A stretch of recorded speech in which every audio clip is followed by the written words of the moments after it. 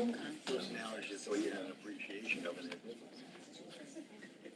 Hi, everybody. The Wednesday, July 23rd, 2025 Board of Selectmen meeting is called to order. I'm the acting First Selectman, Christine Vitale.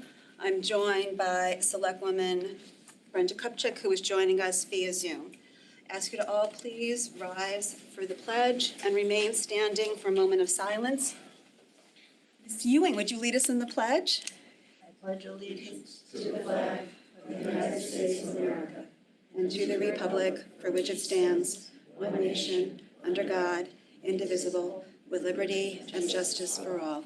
And please remain standing to honor our first selectman, William Gerber, who passed last week from complications from brain surgery. I know it's been a really difficult week for everybody, and just take a moment to remember him and his family in your thoughts and prayers.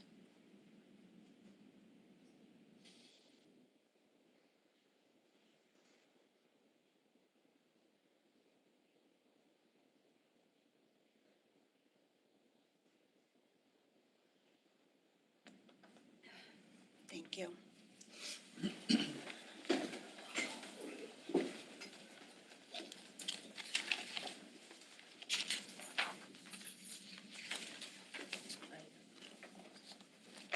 I think it's safe to say it's been a difficult week for everybody. We are all grieving, and our thoughts and prayers are with the Gerber family at this time. I've been serving in this role as acting First Selectman since Mr. Gerber first went in the hospital at the beginning of July. Miss him each and every day, and it really feels just empty being here without him. But we ran together, and after his family, first and foremost, this town was what he loved the most.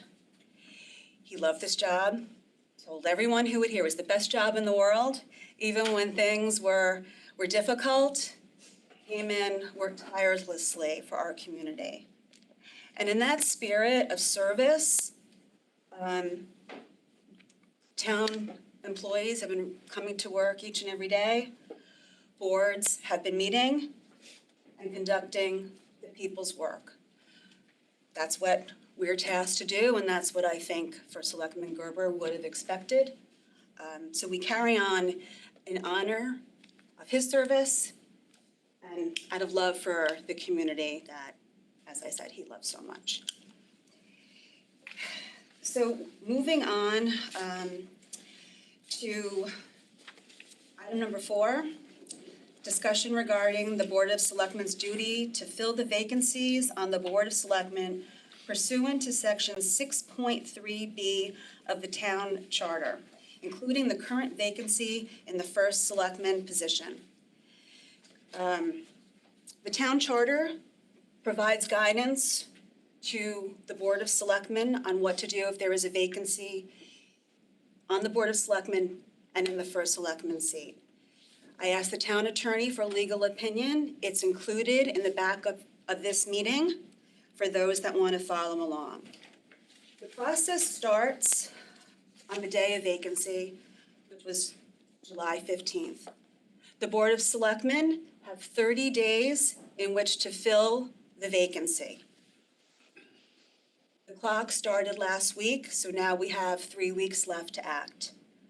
I appreciate that it is, believe me more than anybody, wish that we did not have to be having this discussion, but I think the work of the town needs to continue, and that's why I'm putting it on the agenda today for discussion and possible action.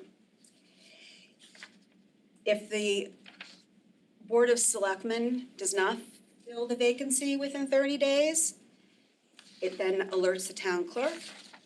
The town clerk then has 10 days to call another group of Democratic elected officials to fill the vacancy. Those Democratic officials include Democratic members of the Board of Selectmen, myself, the constables, the Democratic Registrar of Voters, and the alternates on the 2 zoning boards. My hope is that Ms. Kupchak and I, over the next few weeks, will do our job as outlined by the framers of our charter and fulfill any vacancies that may occur on the board. So that is why I put it on the agenda today, because we have a job to do and I take that responsibility to heart. And with that, I will open it up to discussion. Brenda, do you have any initial comments to make or questions?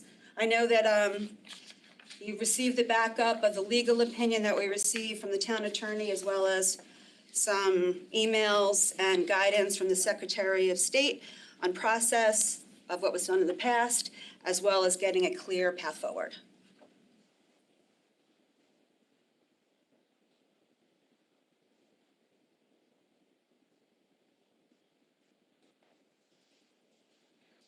We can't hear you. Brenda, can you hear us?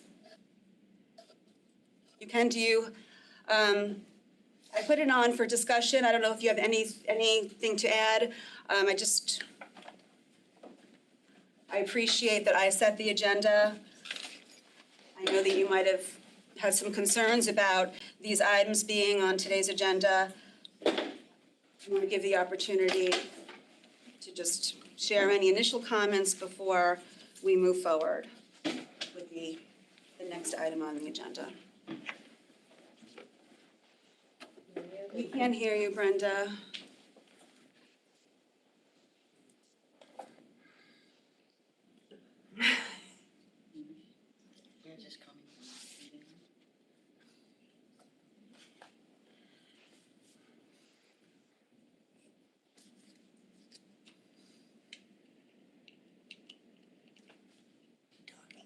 I don't.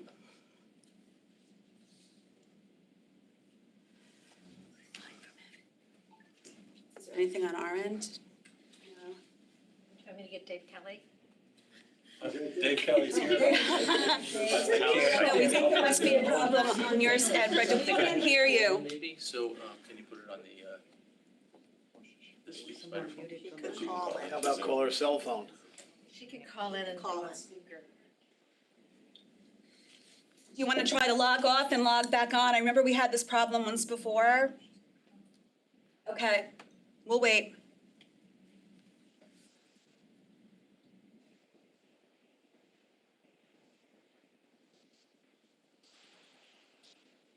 If that doesn't work, we could have her call the speakerphone perhaps, Okay. and set it up on the table.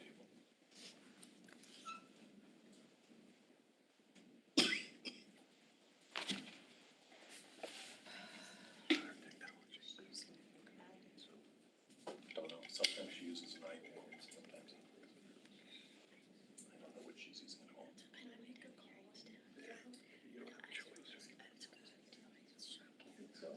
Just another participant.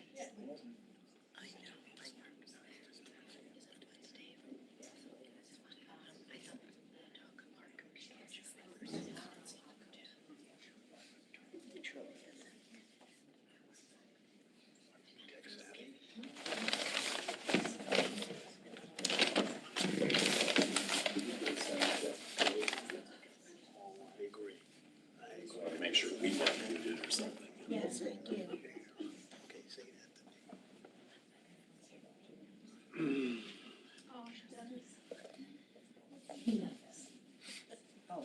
Sign it in. Yeah.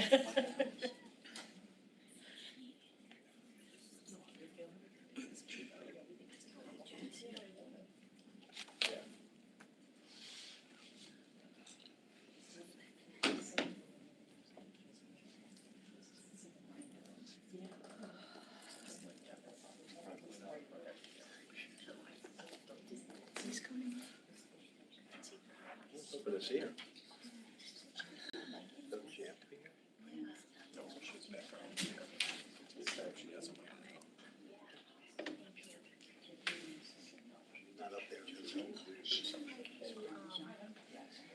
Oh, okay.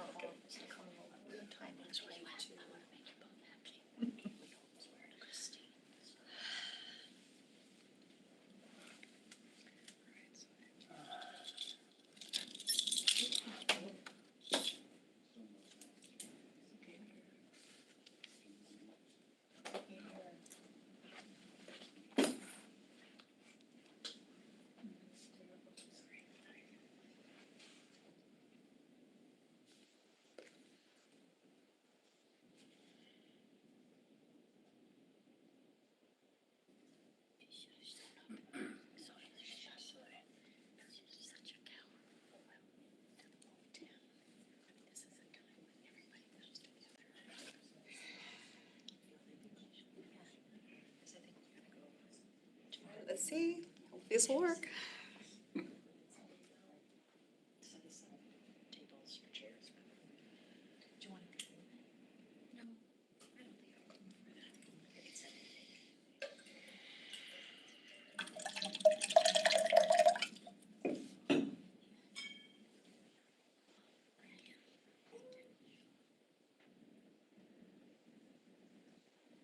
Are you on, did you call in also?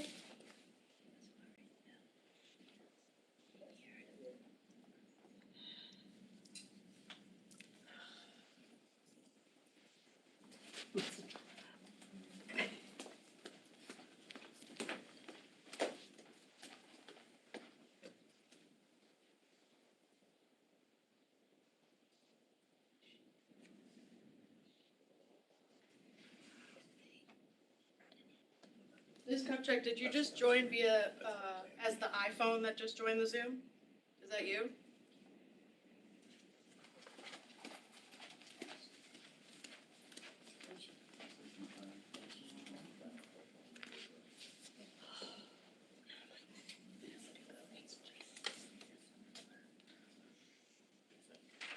That it should, yeah, either way. Okay. Can you hear me now? Oh, we can hear you now. Can you hear Okay, us? I know yeah, I Okay. could hear you the whole time. I don't know Yeah. what's the matter. Okay. Am I echoing or, No, it's okay. okay? Maybe I'll just turn the volume on the computer off. Okay. Okay. Okay, so, I apologize for that. I don't know what's happened, why that happened. So item number 4 is for discussion. I was assuming the town attorney was gonna explain it to us and to the public. I thought that's what this item was. The town attorney is in court. He had a court date that he couldn't change. He did provide a written legal opinion, which is provided in the backup. He also provided emails just and for clarification on what Democratic elected officials would act if the Board of Selectmen does not act. Right now, it is our responsibility to fill the vacancy in the first selectman seat.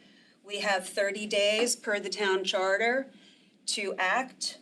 That vacancy began on July 15th, so we're already a week into that 30 days, which is in large part why I put it on the agenda today. There is an expectation that the executive board take action.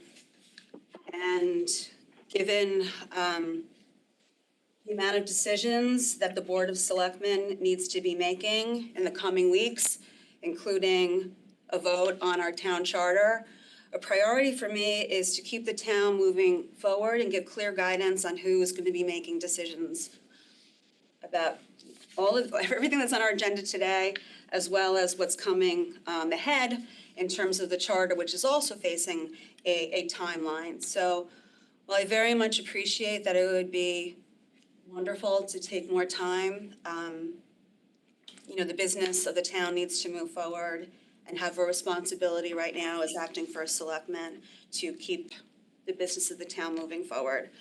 I put it on as just discussion first to give the board and the public clarification on how we move forward and what the guiding documents are in this.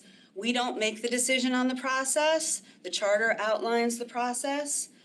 Ask for the town attorney just to clarify that. And at this stage in the process, it's pretty straightforward. It lies with the Board of Selectmen. As part of this discussion, as I shared in my newsletter in the town, I would be honored to continue to serve. Right now I'm acting first selectman. Be honored to continue to serve as first selectman for the remainder of Mr. Gerber's term.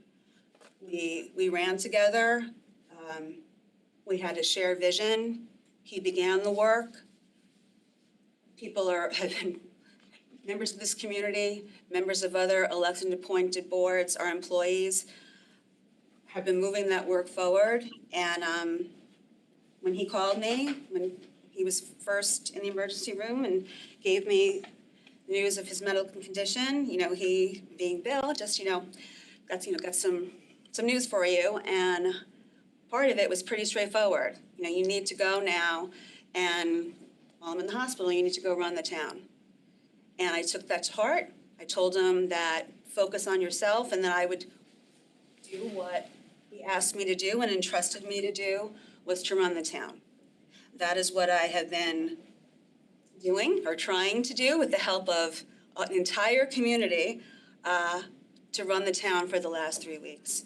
I think that for our town employees and for the public, more uncertainty right now is not necessarily a good thing in terms of making some major decisions. I think that the sooner we can fill the office of the first selectman, the more efficiently and effectively we can run our town government. Once that position is filled, my seat on the Board of Selectmen would be vacated, and we would go, the same process would ensue. We would have 30 days to fill the vacancy that could potentially be opening up if I were appointed first selectman. We're not at agenda item number 5 right now. Just wanted to kind of put it out there, my train of thought for building this agenda, being that right now we are a 2-person board. Unfortunately, Ms. Kupchak and I can't have these conversations about what comes next and potential candidates and what are you thinking. None of that could be done behind the scenes, because that would be in essence a meeting of the Board of Selectmen, and it would need to be publicly noticed. Believe me, I wish that we could have just had that conversation. It's difficult, I think, for both of us to be in this situation, but that's the rules of the game, and we follow the rules. So, Christine, I was expecting the town attorney to read his opinion, because this, I know it was in our backup, but the public, this is the first public meeting we're having regarding this, and do you think maybe just for protocol, you would be able to read it into the record? Sure. For the public's edification? Absolutely. This was received via email. Process to fill vacancy in the position of first selectman. Dear Acting First Selectman Vitale, you have requested our opinion regarding the process to fill a vacancy in the position of first selectman. Please note that per section 6.2C of the town charter, you will continue to serve as acting first selectman until the vacancy is filled through the process outlined in this letter. Pursuant to section 6.3B, the remaining members of the Board of Selectmen shall designate the replacement for the position of first selectman. As required by this section of the town charter, the person so designated must be a member of the same political party as the person vacating the office. Therefore, for purposes of the current vacancy, the person designated by the Board of Selectmen must be a person registered with the Democratic Party. If the Board of Selectmen does not fill the vacancy within 30 days, then the vacancy shall be filled in accordance with the procedure set forth in Chapter 146 of the General Statutes, pursuant to Connecticut General Statutes 9.222. If the Board of Selectmen does not fill the vacancy within 30 days, then within 10 days thereafter, the town clerk shall notify the elective town officers enrolled in the same political party as the first selectman, in this case, the Democratic Party. Per Connecticut General Statutes 9.222, the term town officers does not include state representatives or town officers who serve on boards whose members are not all elected at one town election for the same term. Within the meaning of Connecticut General Statute 9.222, the term town officers for purpose of the current vacancy means the Democratic Party members of the Board of Selectmen, the constables, and the Democratic Registrar of Voters. The term may also include the Democratic Party members who are Zoning Board of Appeals alternates and the Democratic Party members who are the Town Plan and Zoning Commission alternates at the time of this, but we will need to confer with the Connecticut Secretary of State before reaching a final determination about alternates. The elective town officers of the Democratic Party shall then select the replacement and fill the vacancy within 60 days after the occurrence of the vacancy. Any person so appointed by the elective town officers of the Democratic Party shall serve the remaining portion of the unexpired term or until a special election is called pursuant to Connecticut General Statutes 9.222. Under Connecticut General Statutes 9.9-222, a petition signed by 5% of the electors of the town shall trigger a special election. This petition would be filed not later than 15 days after the appointment of the replacement by the town officers of the Democratic Party as outlined below.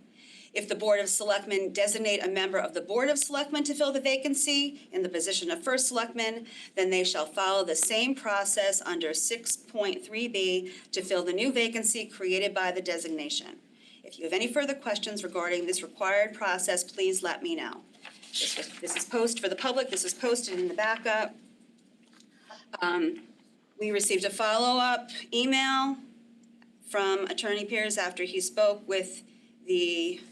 consulted with the Secretary of State, who confirmed that the Democratic elected officials who would vote if the Board of Selectmen does not fill the vacancy are, as noted, members of the Board of Selectmen, the constables, the Democratic Registrar of Voters, and the Zoning Board of Appeals alternates, and the Town Plan and Zoning Commission alternates. So right now, that is the opinion of the town attorney. And the ball, as they say, is in our court right now in terms of filling these vacancies. And we have 30 days in which, well, less than that now, 3 weeks in which to fill those vacancies.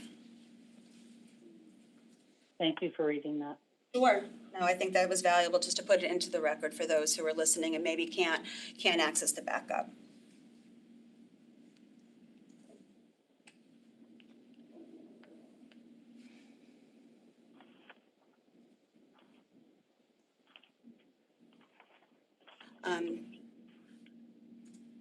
Again, Ms. Kupchak and I were not able to really discuss this at all offline. I did ask the Chief of Staff to just reach out to her last week when we knew that there was going to be permanent vacancies on the board, to ask for any suggestions for possible Democratic candidates who could fill potential vacancies. Did not receive any names, to my knowledge, had not received any names. I appreciate that right now everybody's in a different state of their own lives and dealing with the loss of our first selectman. Do you have any other comments on this agenda item, Ms. Kupchak? No, I apologize for not being able to get back. My dad was pretty sick over the weekend and admitted to the hospital on Monday, so I apologize that I wasn't focused on the email. No, nothing further on this item. As I said, I understand that like life, sometimes just takes us a different direction. All right, that is it for number 4. Number 5, putting forward to hear, consider, and act on the designation of Selectman Christine Vitale for the position of First Selectman to fill the vacancy in the First Selectman position pursuant to Section 6.3B of the Town Charter. Can I have a motion? So I would just Well, before say, we can't really discuss, we have to put it on the table at this point. So I will move it. So moved. Can I have a second? To put it on the table for discussion? like to say something about that, if I may. But, all right, we will not be moving agenda item number 5 forward at this point, so we are still on agenda number 4, which is just discussion of filling the vacancies. So now, under agenda item number 4, Ms. Kupchak, the floor is yours. Okay, okay, I'm not sure what the protocol is for explaining, but I would say that I appreciate you offering the motion, and I join our community in appreciation for you stepping up to serve as interim first select person during this difficult time. And I do appreciate the clarity and insight that Attorney Pears provided to us, and that you were able to read that into the record. That said, given how quickly this terrible situation has unfolded, I believe it's important to take time to fully process the information before us and to allow the public the opportunity to do the same. Now that this vacancy detail has been publicly presented, I feel it would be appropriate to revisit this matter at our next meeting on August 6th, or any day after that before the 30-day window outlined within the charter. For that reason, I would not be able to second the motion at this time, but I am prepared to move forward with the rest of the agenda. Ms. Kupchak, being that, time is of the essence and our next regular scheduled meeting of this board, we're going to be taking up voting on the charter as well as what other business items are coming before us. Would we be able to set up a special meeting to discuss this item next week? I understand just that I'm so into it in terms of time. It feels like a year, the last few weeks. But I do think it's really important and to feel a sense of responsibility to follow the charter, to act. As I said, a week has passed. And I think it's important it should be a priority to fully staff the Board of Selectmen as we're making decisions on, a charter that could be changing the course of our government for the next 10 years. So I understand you don't have to answer me right now on that, given that your father is in the hospital. I appreciate that it may be difficult for you to commit to a particular date right now, and I don't want to put you on the spot, but given the urgency of this and, this item in terms of the public, communication from the First Selectman's office, I think, has been as transparent and as timely as we can in terms of where we are, what the situation is, intentions of moving forward. I would be asked, just sending out an email, just availability to have a special meeting on this next week. All right, so with that, being that number 5, Ms. Kupchak, I'm just going to move it again. You 1 second, just for procedure. To hear, consider, and act on the designation of Selectman Christine Vitale to the position of First Selectman to fill the vacancy in the First Selectman position pursuant to Section 6.3B of the Town Charter. I so move. Is there a second? Seeing none, this motion fails. Number 6 was predicated on us taking action on agenda number 5, so we will move on to agenda item number 7. If anybody wishes to hear for that act and you want to leave, feel free. No offense will be taken. Thank you all. Okay. Acting Fire Chief, Chief Dunn, to hear, consider, and act on approving a license agreement between the State of Connecticut Division of Statewide Emergency Telecommunications and the Town of Fairfield, and further authorizing the First Selectman to sign any documents in furtherance of said agreement. Can I have a motion? Oh, so moved. Second. Done. Thank you very much. That was easy. Thank you, man. sorry, we didn't vote. We didn't vote, right? No, you have to present to us. Okay, so, as you know, recently, both the police and fire departments came onto the Connecticut Land Mobile Radio System, a trunked radio system. We've upgraded our public safety radio system. Every day when we go on medical calls, we interact with AMR Ambulance. They're a private contractor who does our transport and our paramedic service. Well, so any medical call, you'll always see a fire truck, the closest fire truck, sometimes a police officer, and AMR. So in order for AMR to coordinate with us, we have to sign a document. The first selectman of the Board of Selectmen has to sign a document for the state of Connecticut to allow any other agency to operate on our radio system. So we have a few of our radio channels which we would like to have AMR get permission to be on so that they can speak to us while they're responding and while they're on the scene. Any questions? Ms. Kupchak? Okay, No, absolutely not. All right, pretty straightforward. All right, now we're going to vote. All in favor? Aye. Okay, thank you. Motion carries. Okay. Thank bye-bye. you. Good night. All right, moving on to number 8, Board of Education. To hear, consider, and act upon approving a memorandum of understanding between the Town of Fairfield and the Fairfield Board of Education for the BOE's use of a portion of 100 Mona Terrace. We are joined today by Mr. Peterson. So this MOU that the town is looking to move into with the Board of Education, this would take effect next year. We're talking about the space of Mona Terrace that is currently occupied by the Child's Garden preschool. Their lease is going to be ending next year. You may recall that this was an item of discussion this time last year about extending the lease. We gave Child's Garden another year, so they would have time to find an alternate location, and families would have more time to make, other decisions for their childcare.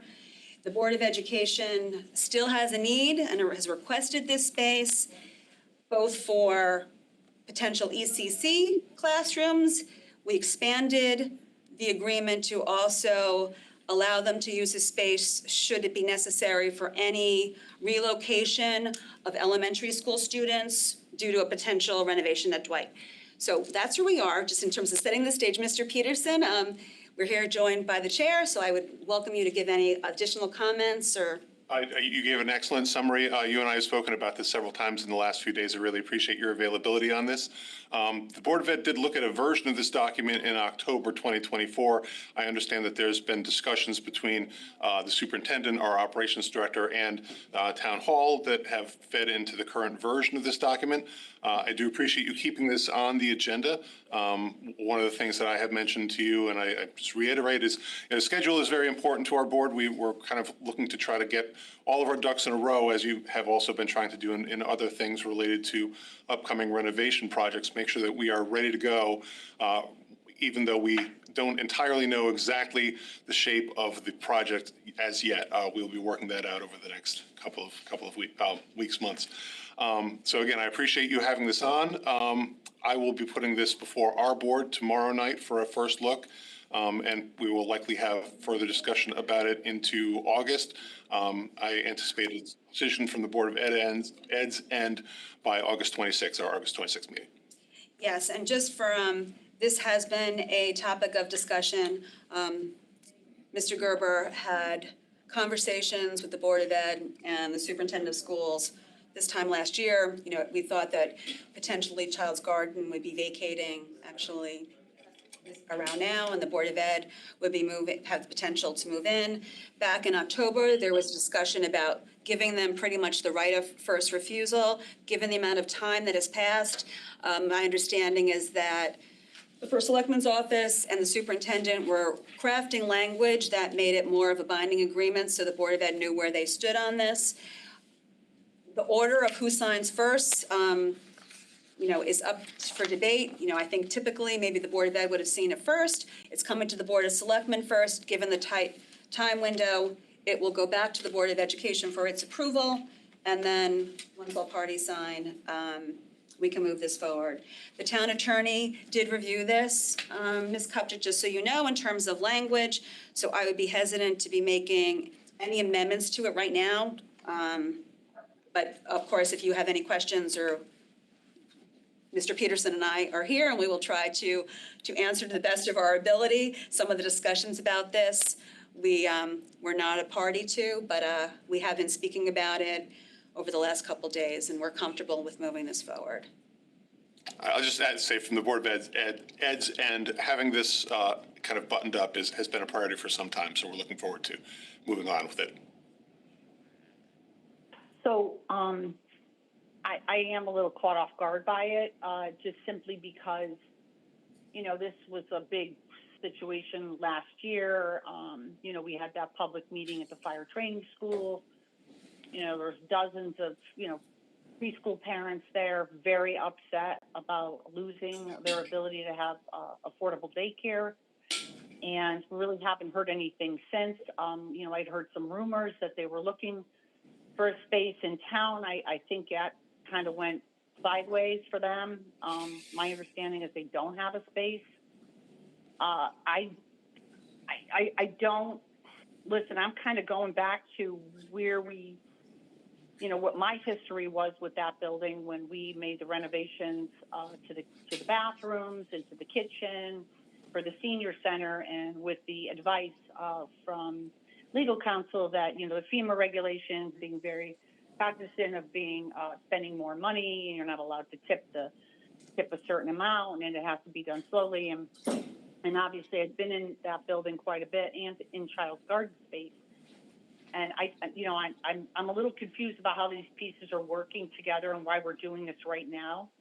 And my understanding is that, you know, we don't even have a plan yet or a timeline for, say, Dwight School. We don't have. We lost you, Brenda. Brenda, we lost you. Did you tap mute on your phone by any chance? I think she disconnected. Oh. We don't see the phone anymore. No. Brenda, we can't hear you. Your phone disconnected.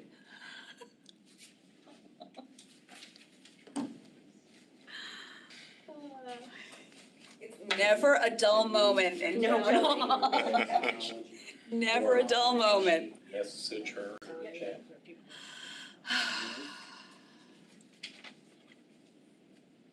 Not to talk over her, but I mean, if I could just make a comment on some of the things that she said earlier. I mean, in terms of the timing, I certainly understand that a lot of the things that we're doing about the current cycle of proposed renovations is unusual. And one of the reasons for that is that so many different factors are coming into play at once.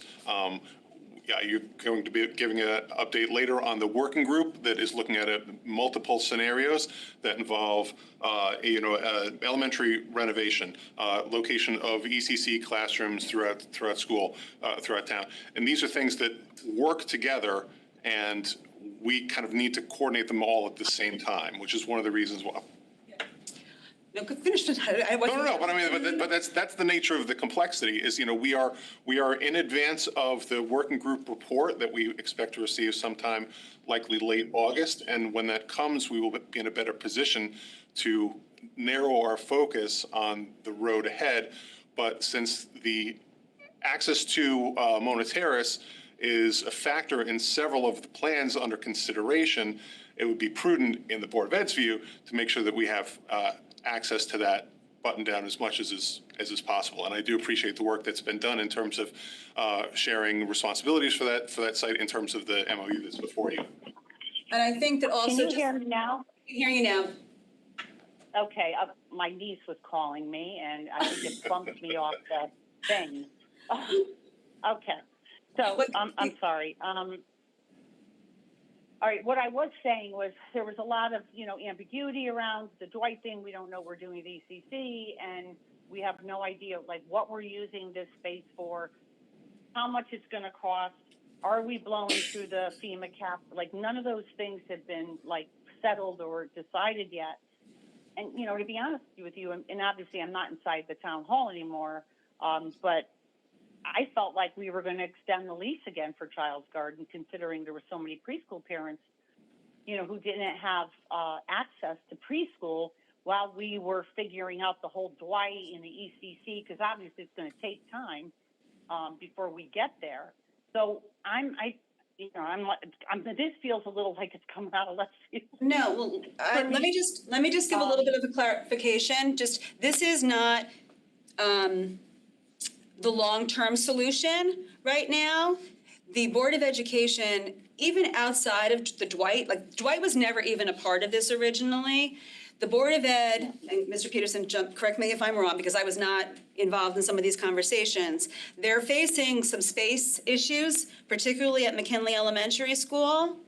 And ECC classrooms are currently taking up elementary school space at Stratfield Elementary School and Holland Hill Elementary School. So the district, apart from Dwight, like take Dwight totally out of the equation, was looking for possible temporary space for those ECC classrooms because of simply for facilities utilization.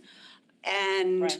the board came to the board came to the administration asking for assistance. Mr. Gerber, you know, worked with them, offered up the classrooms at Mona Terrace, thinking that the Child's Garden lease was going to end this year.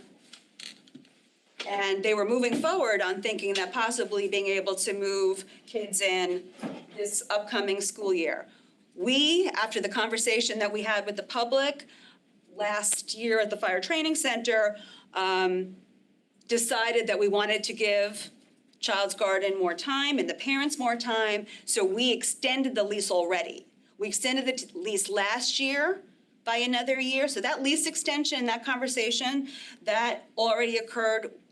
The Board of Selectmen approved the lease, and the understanding was really just to give more time for a private business to find an alternate location, given the public needs that we have for public space, both from the school district and also just for other town facilities from the health department. It's not looking like the FEMA cap, we're not doing a big renovation right now for this. There's going to be some minor things that potentially would need to be done just from a safety perspective. But this is not a capital renovation for the ECC. It's really just giving the Board of Education right of first refusal to use this space to address some really pressing needs that they're facing. But I'm going to defer to the chair of the Board of Ed. No, again, you're, yes. Can I ask, so, I mean, listen, that space is pretty tired. And I don't know, I mean, I don't know, I mean, right now, I don't see any, like, specs about how much, how many classrooms we're gonna go in there. Is it worth it to spend whatever amount of money would be needed? I mean, I think, listen, I'm not trying to be an obstructionist here. I just feel like there just needs to be a little bit more meat on this bone before we move forward. I mean, I want to hear what the cost, first of all, I want to hear what exactly is moving in, how many classrooms, what is it going to cost to bring it up to speed for it to be, you know, signed off on and safe, and if that number is something that's agreeable to the community, and second, is it within the guidelines of FEMA? So these are some of the questions I think I need answered. I think not just me, I think the whole community, just, you know, some more information. And listen, I understand that the administration had been working on this before, but, you know, a heads up or even just an update during announcements or, you know, to give, you know, even us the update and to give the community an update about what's going on so we can weigh in. I mean, you know, I listen, I understand. I looked at this space very closely. We were thinking about moving the health department in there, you know, all kinds of things. But, you know, the work and the time wasn't put in. Well, if I Can you could. still hear me? Yeah, absolutely. One of the things that I would say about that is that these scenarios are part of the working group research that's going on right now. And in terms of some of the data that you're looking for, we will see some of that data. I anticipate to see some of that data in the working group's final report, which will come out by the end of August. So, again, what we are trying to do from the Board of Ed end is just make sure that, as Selectwoman Vitale said, we want the right of first refusal to the building so that we know that we can start making plans about it if necessary. We do not know an exact use that we would put the building to. There are several possibilities in the scenarios that we've considered, and that are part of the Svigal's consultant's plan.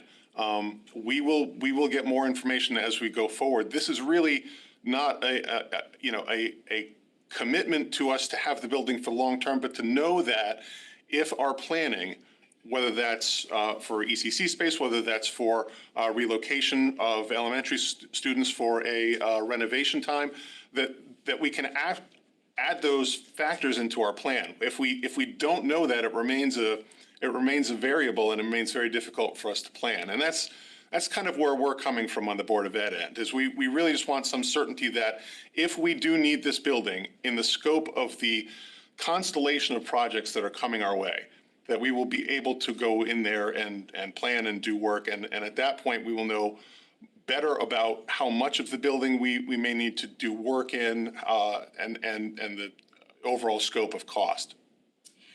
And just, Ms. Kupchak, for you and for the public, in the MOU, the use of space, the board shall outfit the newly occupied space to temporarily, again, this is not a long-term, temporarily house a 5-section early childhood center. So the 5 classrooms, which are currently being used by Child's Garden.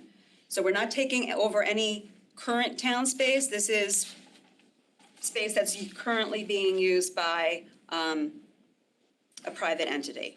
Ms. Vitale, I believe it also says about some shared spaces. And associated support, well, in terms of the classrooms itself, and associated support services, and if requested by the board, the temporary use for K through 5 classrooms for students displaced from other Fairfield Public Schools due to renovations. The board shall also implement any required safety and security upgrades to meet minimum district standards for school safety. And this MOU would commence on June 30th, 2026. So in terms of, the Board of Education, anything that needs to be done right now, I'm assuming that you're going to have to be working within your current budget for this, or we would be seeing potential budget request in the upcoming budget. So we would have that opportunity at that time to talk about the financing. I imagine it might come up in a non-recurring capital request, not operating the budget, but I understand what you're saying. Well, I don't know. I mean, it could be depending on what the scope is of the work. Correct. I mean, just in terms of either the budget or a capital request, but my point is. Non-reoccurring. My point is that the funding piece of it, we're not approving, we're approving Correct. access to the building, request by the Board of Education, just so they could help plan better for a future renovation, as well as just the space constraints that they're currently facing at current elementary schools. So this, putting on the agenda today at the request of the superintendent, who is traveling and was not able to be with us, and by the Board of Education. So, Jeff, did I hear you correctly before when you said that the board wouldn't be meeting on this until August? It's on our agenda for tomorrow night. So I am presenting this document to the board for tomorrow night, but our next regular meeting is August 26th, Tuesday, August 26th. So my intention would be to have a decision by our board by that time. But again, things are stacking a little strangely and unusually because of the current circumstances. But this is a matter that will be before our board literally tomorrow night. Right, but not for a vote or Correct. just to discuss?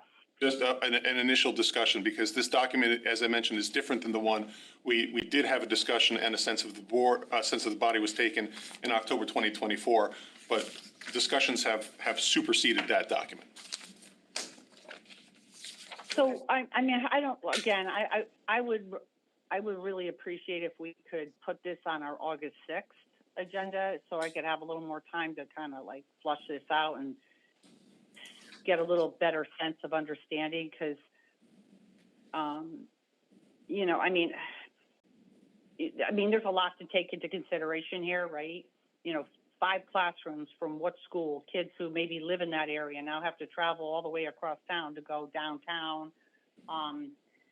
You know, I again, there's kids, who use that space, and if we didn't have to necessarily use it, these preschool parents could have another year of assurances that their children have somewhere to go, because as we know, the preschool issue is a big problem in this town. Our parents, the young families, a lot of new young families moved in the last, 5 years, are having really a hardship finding anything, literally anything, for them to be able to go to work. So I don't think this is going to derail you if we wait a little, because I'm just sort of like really caught off guard.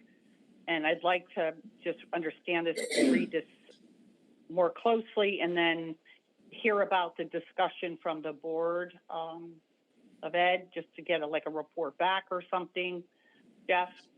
What schools, what's classes, are the parents of the ECC parents are in favor of having their kids bused across town, and, like that kind of stuff. How much, I'd like to get some sense, I don't know if we can, but we've been looking at this space, and I know that when we're talking about Dwight and talking about the ECC last year, we were talking about getting cost estimates about what would it take to even just fix up the child garden space. We need to know, because I'm telling you, I went through this. When we did the senior center, just replacing the windows cost us 10 times what it would have cost, because, there's PCBs and the caulking, because that building was so old. When we do the carpet, there's asbestos on the floor. So everything was like such an escalated cost for everything.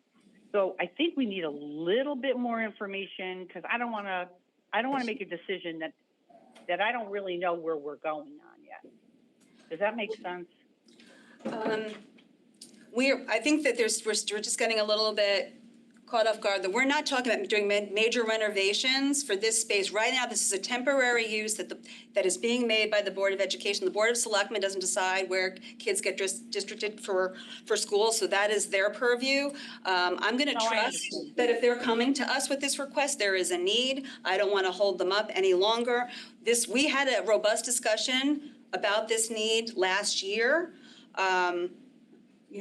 I can't speak for why it didn't come forward sooner. I think that there might have just been trying to flush out the details, but it's before us.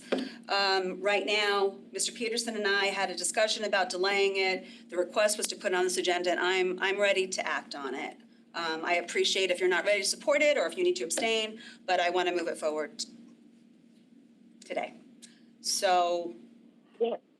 Jeff, again, is this going to really August 6th, our next meeting?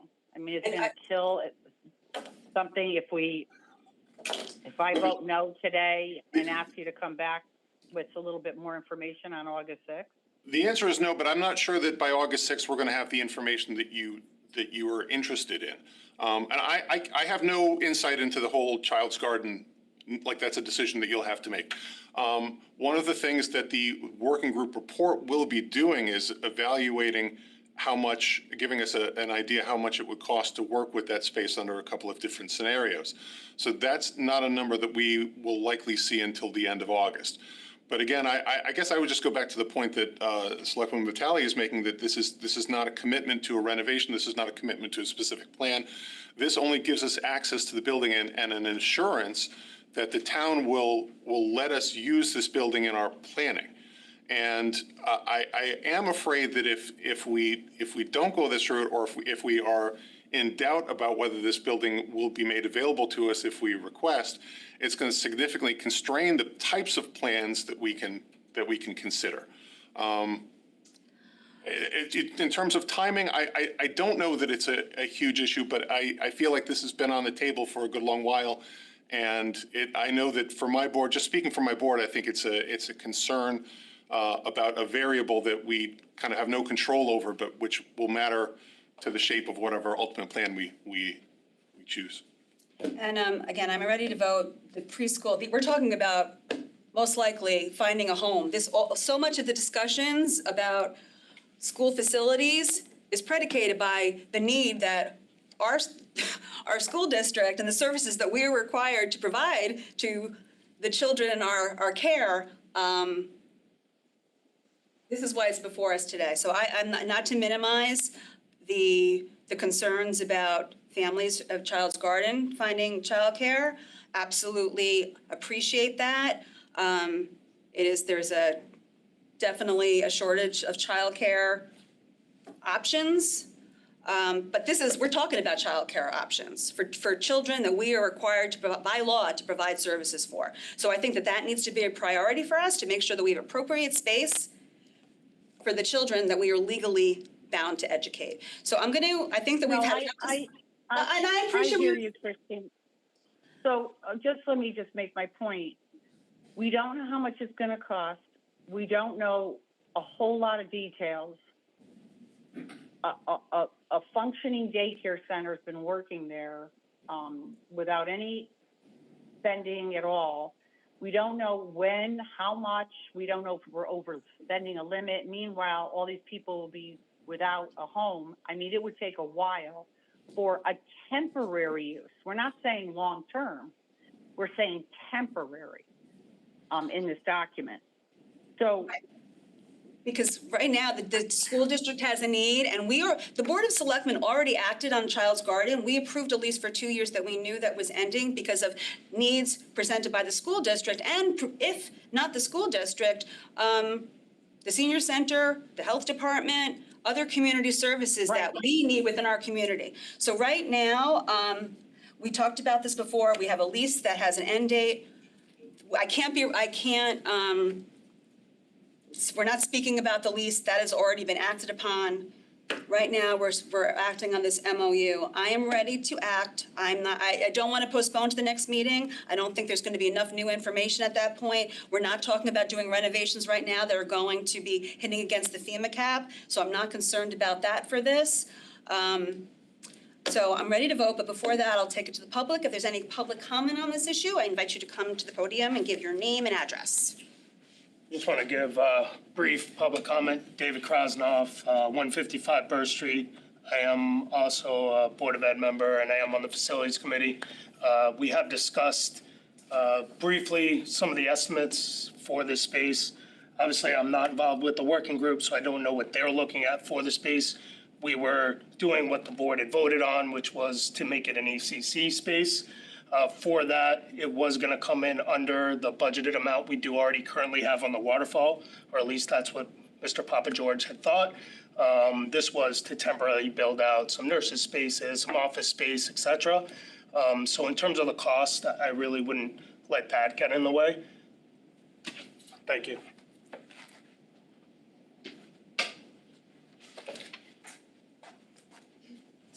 I'm Julie DeMarco. I'm Human Services Director, and I live at 962 Stratfield Road. I support the use of town facilities by town departments. My concern is not about the use of the space and having ECC in there. My concern is that the MOU calls for shared space of our gym. I want to be sure that we are part of the conversation going forward. We haven't been part of these conversations for the planning. So to share the gym space, we already use that during the day. So does that mean cutting back programming for the seniors? That's a concern to me. It's not a no, it's not I don't support this. It's more that we need to be part of that planning and those conversations. Our social services is over there on the side where Child's Garden is. The diagram calls it the health department. So I feel as though there's some missing information, and we could provide that backup and that support and those materials so that when you were planning this, we're all on the same page. I don't think the seniors should be compromised for the sake of kids, and nobody else feels that way either. And I know that's not the intent, but it's very, very important to have our voice as part of this process. Thanks. Jen Jacobson, online. Ms. Jacobson?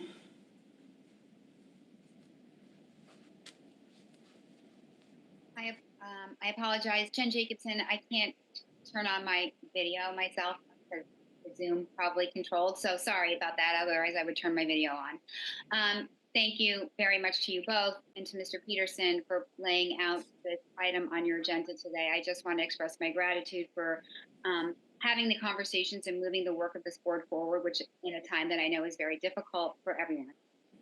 I'm not going to get ahead of our conversation tomorrow on the details of this MOU, but I just wanted to address some of the comments that I heard. Last July, your board unanimously provided a new lease to a child's garden with a 1-year extension. And we remember we had originally asked for possibility using it this fall, coming up for the start of 2025, and was extended out to fall of 2026. And that was on 7/10/24. So just to Mrs. Kupchik's concerns, that lease was very clear that it would be the final amendment to that. And I hear you and your concerns about others, but I also have concerns about the needs of our public school kids, as Mrs. Vitale have expressed. So I look forward to the conversation the board has tomorrow, and just wanted to reiterate that we had received an MOU almost a year ago now. Appreciate some of the dialogue that may have had occurred in the interim to lead to more detailed information in here. Appreciate that we have not signed it yet, so there could be another opportunity, but I would just press for this board to please give us some assurance, and the district the assurance, and probably the working group as well, can't speak for them, that we have something in place that may play into some of the plans that they may bring forward to the board. So with that, thank you, and I would urge passage knowing that it could come back. Thank you very much. Thank you all for your public comment. Ready to vote?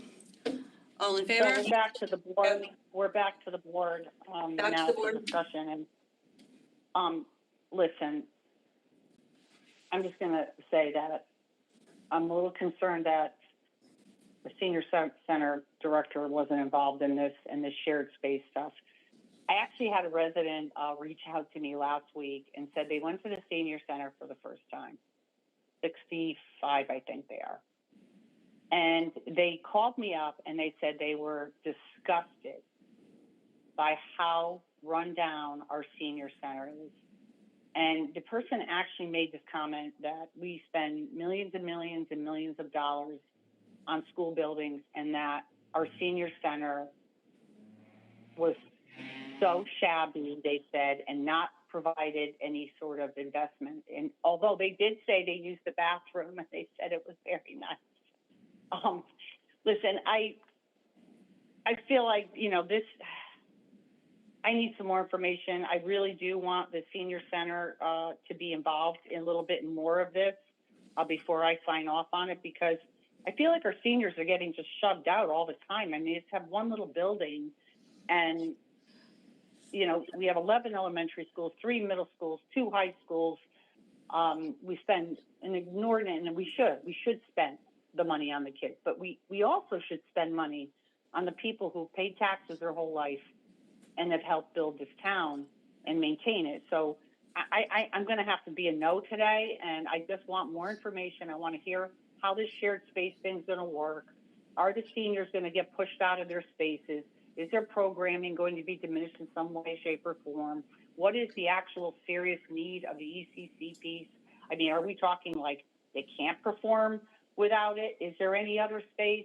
Like, I want a little bit more information. I'm really not trying to be a obstructionist. I just, again, this came out of left field. There was no prior discussion about this. And so I want some more. So I'm gonna have to vote no. I apologize. And I would love to hear some more information about what the shared space is gonna be. Is the senior population who uses the building gonna be a loose space? Are they not gonna have the space that they have? These are just some of the questions that I have that I would like to have answered. And I'm sure, the seniors in our town would like to know as well. Very much appreciate that. This came, not involved in conversations. This is a lot, as many of things that are on the agenda before us, did not have an active hand, but I will say that the intent, we are not looking to displace, or I don't like pitting the seniors against children. This is not what this MOU is about. This is primarily taking space that is currently used by a private company. That's the space that we're looking at. We're not looking to diminish or take away from our seniors, and we absolutely will be looking, as we move this conversation forward, to meet the needs of all of our residents. So I think we've had enough discussion, ready to vote, appreciate where you're coming from, but we have a full agenda, and the CRC is using this room, and you have family obligations. So with that, all in favor? Aye. Opposed? Motion fails. Thank you. Sorry, Mr. Peterson. Well, thank you for your consideration, and I hope that this will come up on a new agenda. And we will, I can't promise it's going to be the August 6th agenda, just because that agenda is pretty full, but in the interim, we will have the conversation with the appropriate people, Ms. Marco, Ms. Steele, you can touch base with the superintendent, and look back from feedback from your board. Thanks for being with us. All right. Moving on to number 9. We have Purchasing Director Adam Tulin, Engineering Manager Bill Hurley. To hear, consider, and act on authorizing the purchasing authority to enter into the proposed contract between the Town of Fairfield and Becker Landscaping LLC of Fairfield, Connecticut, to provide labor, materials, equipment, and all else necessary for Twin Brooks Lane Slope Stabilization Project as detailed in Town of Fairfield bid number 2025-36 and the Becker Landscaping bid submission dated June 12, 2025 for a base contract value of $77,550 with additional authority to enter in necessary change orders in an amount not to exceed the approved funding for this project. Can I have a motion?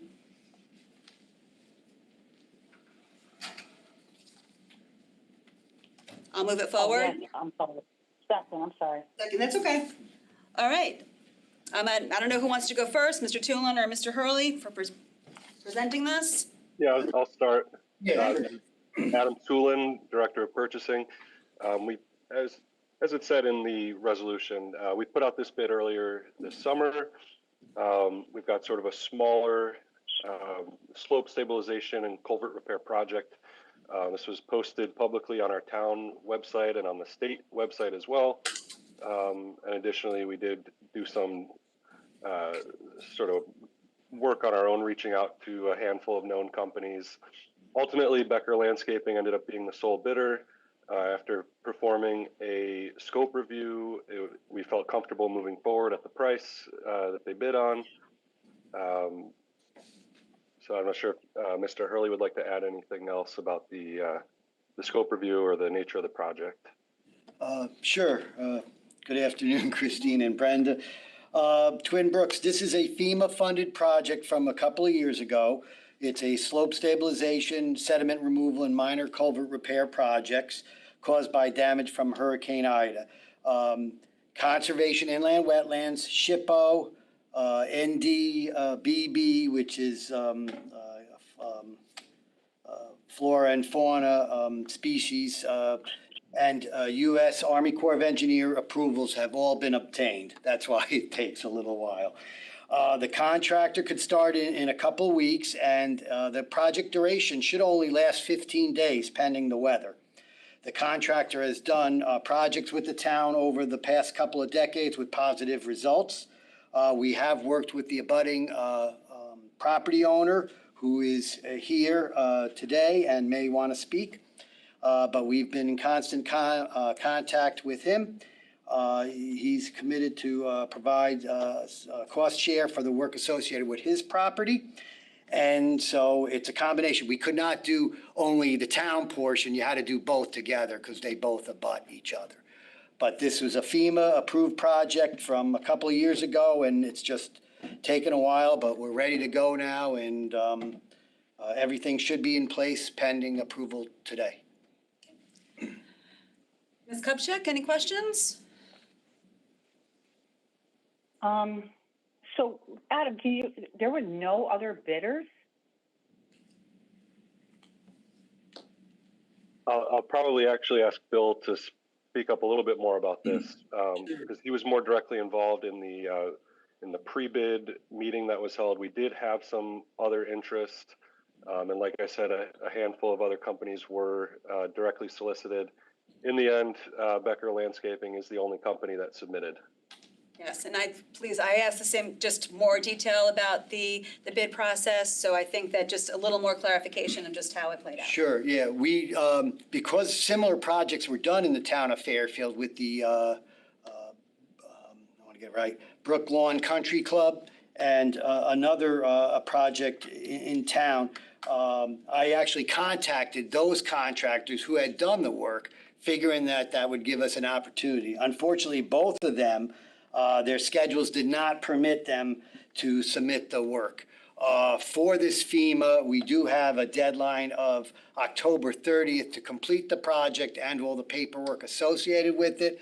Otherwise, we probably would go out and rebid. It is within the amount of money that FEMA is reimbursing us for the town share. With the 10%, I'm sorry, within the town's budget, including the 10% town share that we have. We feel it was a project worth going forward with this bid. As I said, they had done projects in the past, had positive results. And, in fairness to the abutting neighbor as well, he's been extremely patient as we've gone through this process. And he knows more about agencies and permits than I think he cares to know. But we did look through all that, and it was kind of disappointing. I was really hoping we'd have a couple more bids, but unfortunately, they did not submit. Thank you. Any additional comments or questions, Ms. Kupchak, before we go to the public? No, go to the public. Okay. Would any members of the public like to speak to this? Please just come up and give your name and address.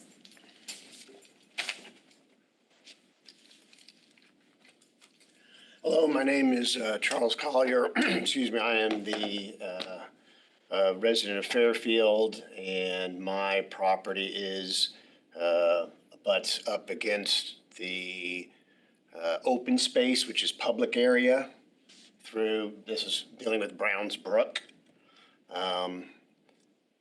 Bill mentioned that this has been going on for a couple of years. Well, a couple is 2, a few is 3 or more. We're 3 weeks away from 4 years. And this has been a project. It has taken long with the permits. I have learned a lot. I think one thing that I'll say is that the number of roughly 77,550, I think you said, I don't have it in front of me, that the town should be aware of that I'm actually paying 28,500 of that out of my pocket. So then again, FEMA is reimbursing the town in this. So I don't want the town to think that the 77,550 or whatever, that's what they're responsible for. Because the way the land works is the water came across public property and then hit my property, the way this brook works. But it needs to be cleaned up. You know, I've lived there for a number of years. I was down at the beach area for 15 before I moved up. It's a great property surrounded by a lot of open space, generations of kids. I see even my kids who are now in their 20s come to use that space to walk in the river around Perry's Mill Pond, Upper Perry's Mills, where we're talking about where it drains down to. And I'm just a steward of the property. I'm not from Connecticut, but I've been here and a resident paying taxes since 2006. And so I would like to get approval. I think I believe that we've obtained everything we need to, et cetera. But if we could get the job done, there is a deadline. We missed it last year because one of the stipulations from the wetlands, because this is a protected environment where I am, the wetlands came back, and the only stipulation, I think it was actually over a year ago when I sat and talked about it, was that the project could only be done between, I believe, I could check exactly what it is, but August and the end of October because of spawning in the spring. And so, not to mention that I can tell you that the area where Brownsbrook meets the Mill River, several years ago prior to this, sunny spawns everywhere. That's all been blocked now. In the last 2 years, we haven't seen rarely any fish at all. A lot of kids would fish right off the open space area. And so it's only getting worse. So. Thank you for that additional insight and for your patience in moving this forward. Ms. Kupchak, any additional questions? Well, I love that space, by the way. My son, my husband used to take my son there when he was little, and they called it their secret spot for fishing. I mean, obviously, I think it's, concerning to have one bidder, and then, there's some, issues that have happened in the past that I think, I don't want to draw any, air from the public that we've had in the past. But I don't want to screw up a FEMA deadline either, because I know they're nearly impossible to work with. So, Bill, are you saying that, what are you saying? October is, what did you say about October? Yeah, that's the deadline where the project has to be completed in full and all the paperwork has to be submitted. And how long does this project take to perform? Well, right now, the way it's set, the contractor said he could probably start the work in August and finish by the end of August, weather permitting, of course. If we get another remnant of a hurricane or we get a lot of rain like we did a couple of years ago in, say, September, then it's going to make it a lot harder for them to work. Right, I get it. But it has to be completed by October or we lose the FEMA money. That's correct. That's correct. I'm just worried about the people who reached out in the past about this issue with, family business and, all of that. And I don't want the town to have any appearance, and I don't want to get any more emails or be thrown into some controversy that I didn't ask to be thrown into. I just don't know what the right thing to do here is. I mean, is it possible for you to try to get a few more bidders in a week, just so it reaches the smell test and the town and everybody is sort of protected? Ms. Kupchak, I think that we need to, the purchasing policy, and Mr. Chulin, correct me if I misspeak, was properly followed. This is the lowest bidder. Sometimes we can't control who bids for a project. The concerns raised about this particular bidder, we've talked about it many times in the past. We've had an internal investigation to address those concerns. That external investigation, external, spent a significant amount of taxpayer dollars to alleviate the concerns. They're totally exonerated. There's not a story here, and I think that this board needs to be very careful about not keeping a story going that is proven to be false. And we are following. Christine, with all due respect, I'm not trying to. I don't know. I know. I just very much. All I'm saying is that. I understand, but I just want to, from a town perspective, I don't want there to be any aspersions. And I think it's impossible. I think it's important that we just keep the record straight about what has been done to address past concerns, the amount of money that has gone into addressing past concerns, the report that we got back that showed that there was, no reason totally not an issue in terms of best practices, that there's really not a story here. I understand that the uncomfort you might be feeling. I also, in terms of in this position, we had members of your family that you abstained from a vote that is also doing business with the town. I think that there just might be some instances where we are a community where we might know somebody who is doing business with the town. Mr. Becker was not involved in this process, abiding by the ethics policy of the town, being ultra sensitive to this because of those past concerns and the amount of investment we have already invested in adjudicating this matter, I guess. And I think that the purchasing director has given me his assurances in terms of reaching out to people, asking them to bid. And to quote one of you guys, this is just the way this bid process, this is the way the cookie crumbled. I'm ready to move forward on this.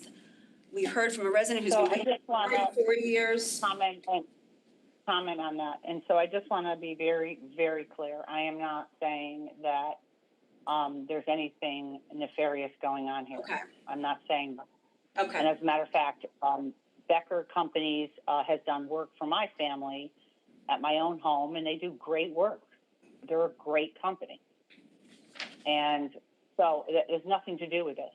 Okay. All I'm saying is, due to the past issues that were brought up by members of the public, and I know it was all reviewed and all of that based on those issues that were brought up by the community. That's all settled. It has nothing to do with this. Okay. All I'm saying is that now we have this item here with the company that was in question. And of course, their professionalism is not in question or any of that. They're a great company. Everybody likes them in town. They do great work. The question is, it's a single bidder. And I think that I just want to be on the record as saying that if anything comes back at the town or the board with questions from members of the community, but why was there only one bidder and blah, blah, blah, blah, and all of that, I just want to go on the record as saying that that is a little concerning to me.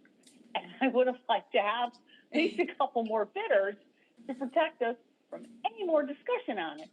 And so that's what's making me uncomfortable. I will vote for this project because I think it's important. I'm just raising my concern for, liability and perception, that kind of stuff.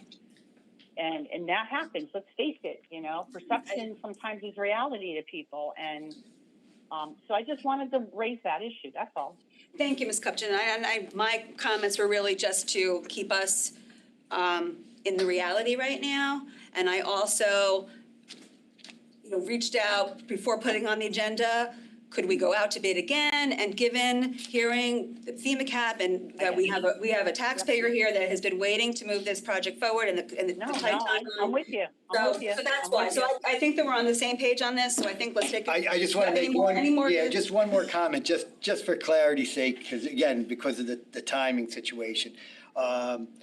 Charles had said 4 years, and that's 4 years from the event. It took over a year for FEMA just to come out to meet with us, and it took over a year to get the FEMA approvals of the various projects that we had. So that's why when I said all right, you know what? Thank you. I didn't mean to cast any, No, I'm to you that you were. It was not any fault of. Oh no, I know that town, too. But For public knowledge, just for these public things knowledge, take it was just time. sometimes these take, as we Yes. well know, for Rooster River, waiting for Yes. other agencies to give us the go-ahead. All right, so we don't want to be an agency that prolongs it any longer. Oh, So with exactly. that, any further public comment? Seeing none, let's take it to the board for a vote. All in favor? Aye. Motion carries 2-0. Thank you. Thank you. Thank you very much. Thank you. All right, you guys you're still there. Number 10, Purchasing Authority and Engineering Department. To hear, consider, and act on authorizing the Purchasing Authority to enter into the proposed contract between the Town of Fairfield and Star Construction Corporation of Stratford, Connecticut, to provide labor, materials, equipment, and all else necessary for the Reading Road roundabout repairs project as detailed in the Star Construction submission dated July 15th, 2025, and the Town of Fairfield bid waiver dated July 18th, 2025, for a contract value not to exceed $43,742.55, inclusive of all potential add alternates and a 15% project contingency. Adam, who wants to go first on this? Adam will go. Yeah, I'll get started. Adam Tulin again, Director of Purchasing.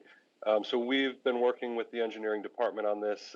There have been some sort of pressing needs to have some repairs done at the Reading Road roundabout. It was ultimately determined that the extent of the work that might ultimately need to be done, and I'll ask Bill in a moment to maybe expand on this, but we're actually pretty costly. And so we as an alternate, decided to see, okay, what are the immediate things that need to be done in order to make sure this is staying safe and operational. And so we reached out for quotes from 3 known companies that have done good work for the town in the past.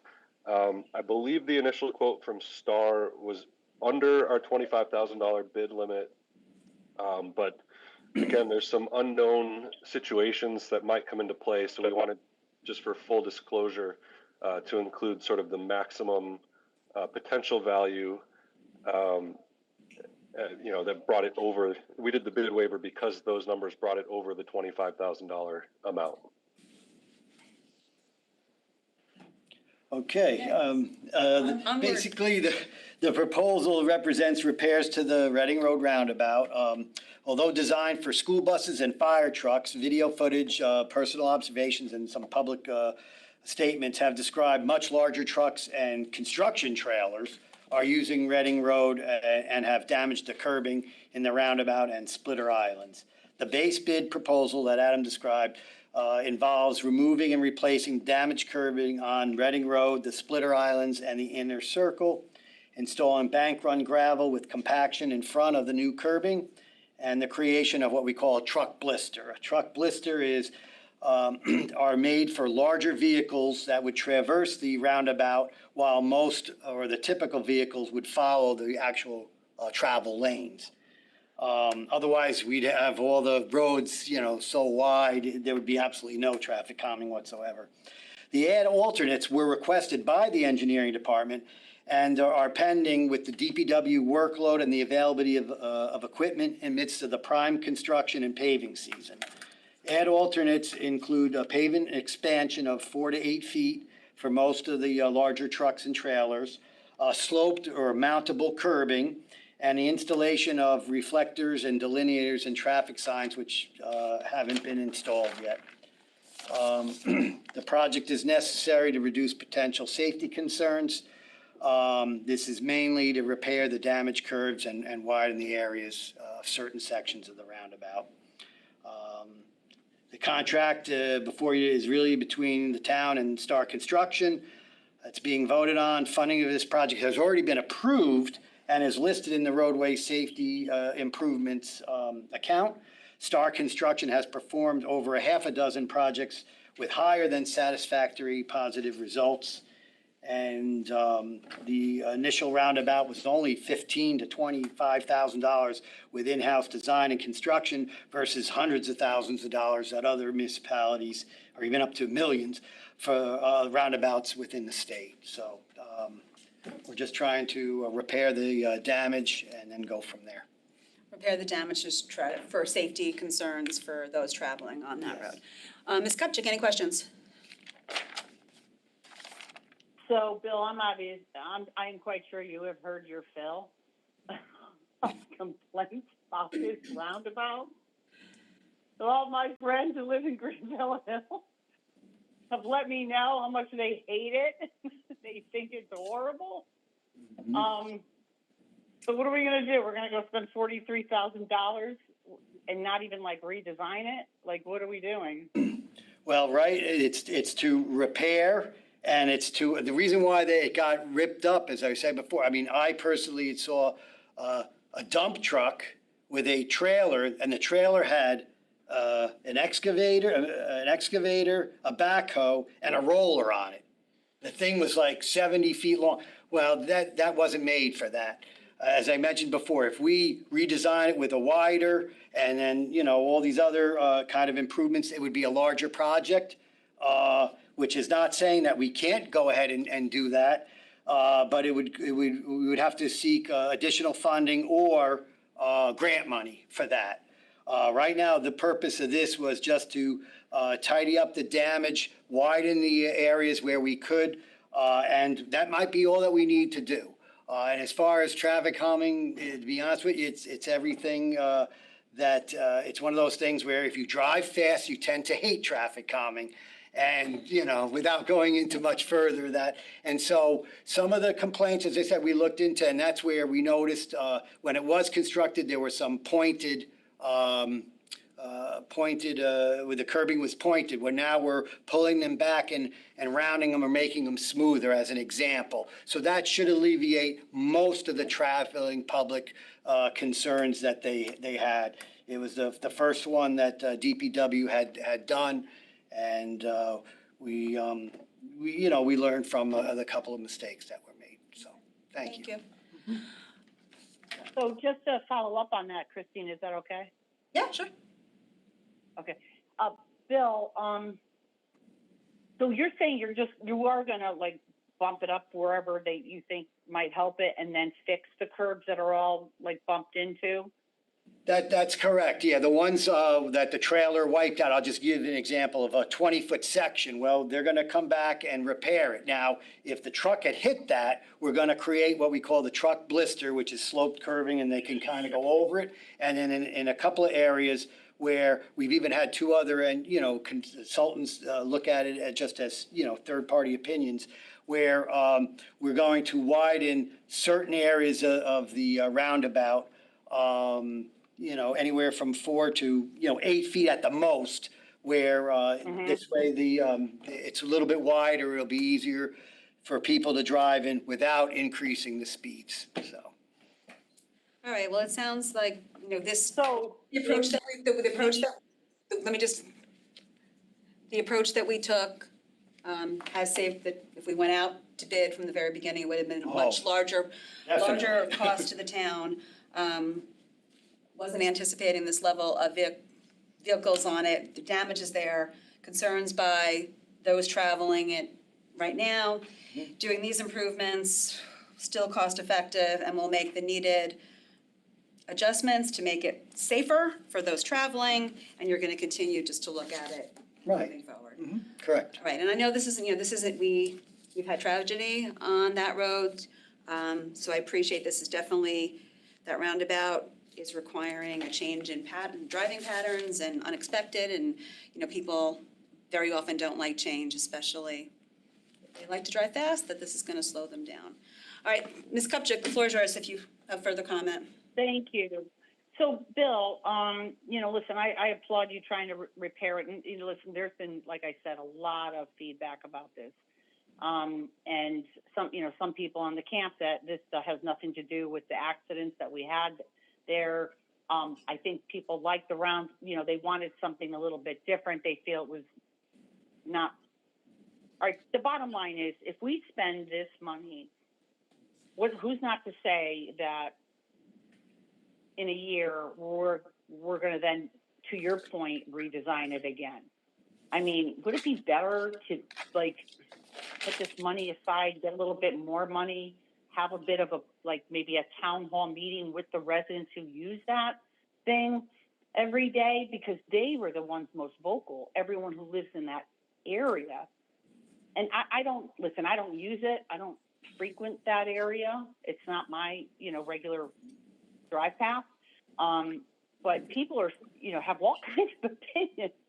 I don't know, would it be worth having just, some public input, maybe slightly making I don't know, it's just a thought. I hate for us to throw away $46,000, bucks, and then in 6 months or a year saying, oh, that didn't really work, and now we gotta, let me ask this, did the town do any sort of, outreach to the community? Because these people are all over the social media sites talking about this stuff in these groups or whatever.